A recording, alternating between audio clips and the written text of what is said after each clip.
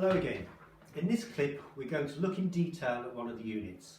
We're going to look at lesson planning using a teacher-led interactive approach. And the first question is, what do I mean by a teacher-led interactive approach? And I'll start by looking at what I don't mean. I don't mean an approach whereby the teacher talks for long periods of time while the pupils sit and listen or pretend to be listening for long periods of time. What I do mean is an approach where the teacher presents information along with increasingly challenging activities for pupils to process that information and develop their understanding.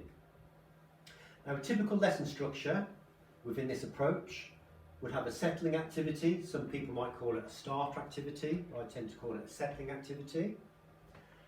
An introductory skill development activity, and here I'll emphasise the importance of teacher modelling of the techniques and processes that are being introduced, followed by development activities to develop the reasoning and problem solving skills associated with the new techniques that we've introduced. Finally, a plenary to review learning and progress. Okay, so the settling activity. First question is, why do we have a settling activity? And pupils coming into your classroom will come in with all sorts of things on their mind, from what happened in the corridor previously, what happened in the last lesson, or what happened at playtime. Now, research into the brain tells us that the optimum state for learning is when the learner is relaxed but alert. So what we're trying to do with the settling activity is to change the state of the minds of the pupils so they're in the optimum state for learning. But also, the settling activity gives us an opportunity to revise and consolidate previously learned skills, something that's mentioned in the New Ofsted framework.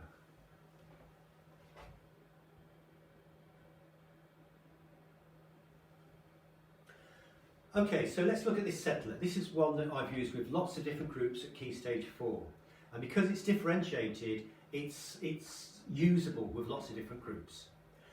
As long as pupils can divide a number by 10, they can get started on the activity. Because you start by finding 10% of the numbers.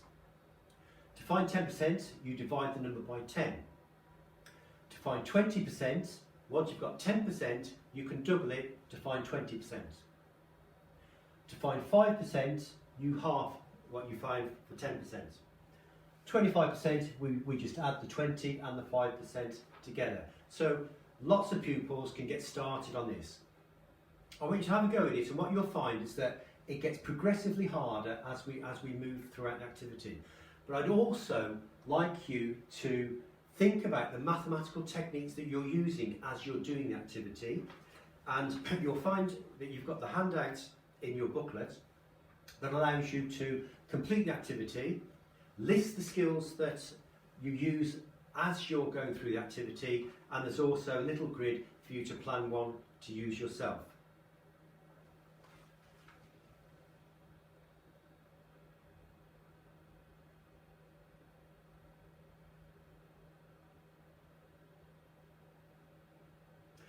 Okay, so after the settler, I always give the answers, because I like to give whole class feedback at least twice in the lesson, every lesson. If we looked at the skills and the techniques that we use, we can see that it's basic arithmetic, dividing by 10 and then adding, subtracting, dividing, multiplying whole numbers. But when we get down to the bottom row, we find that we're doing all of those operations but with decimals, and that is a significant step up in terms of the level of challenge. After the settling activity, I introduce the learning objectives, because that's when I think they're ready to understand and take in the information. So let's look at a typical lesson at Key Stage 3, Year 7, to find the lowest common multiple of two numbers. To be able to reason using the lowest common multiple. So we can see the level of challenge is going up, to be able to problem solve using the lowest common multiple. And then we move into the skill development aspect with teacher modelling.